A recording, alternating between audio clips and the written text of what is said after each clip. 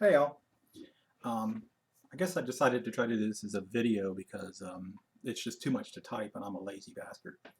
Um, One of the topics that's kind of come up is stress and how to deal with it. And so I guess one of the things I'd like to talk about is that what is stress? Stress is nothing but a perception. And by that I mean it can be a reaction to reality, but it is not reality. There's people who are as stressed as anybody has ever been in the world over things that just haven't happened or what they're anticipating to have happen. And there's other people who can be in a burning building and have no stress at all. So what this tells us is that it's a mental process. It's a perception, and as such, it can be controlled. It can be there's ways of dealing with this on a physiological level.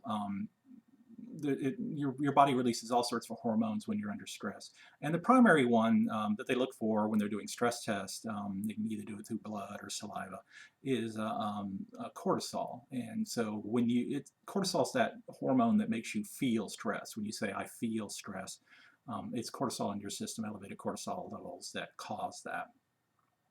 Now, there's a lot of different ways of dissipating cortisol out of your system. And some of you have already talked about means of doing that, like meditation. And meditation works very well. There's different states of consciousness. It kind of breaks down into beta, alpha, theta, delta. Beta is a full up, wide awake, doing reasoning, critical thinking. You're in a beta state of consciousness when you're doing that.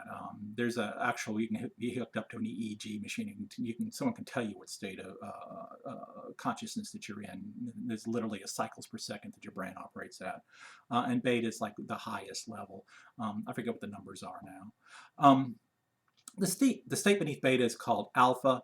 Alpha is kind of like when you're really focused on something to the point where you lose track of what's kind of going around you. Time distortion is a hallmark of being an alpha state of consciousness. When you're like working on a hobby or work or something that requires your focus, and someone could kill a cat, next to you, and you wouldn't notice it, you're in an alpha state of consciousness. The state beneath alpha is called theta. Theta is right there on the edge of sleep. It's kind of like when you're drifting in and out as you stage into sleep, which is delta, which is deep sleep. But when you do meditation, you're getting into an alpha state of consciousness if you're doing it right. You could even get into a light theta. And the thing about that getting into that state of mind is just being in that state of mind dissipates cortisol out of your system. So when I forget, one of you said that they use like their music for stress alleviation. And it's that concentration, that focus on that one thing that you're doing, which is allowing your mind to get into that alpha state of consciousness. And in that alpha state of consciousness, then the cortisol dissipates out of your system.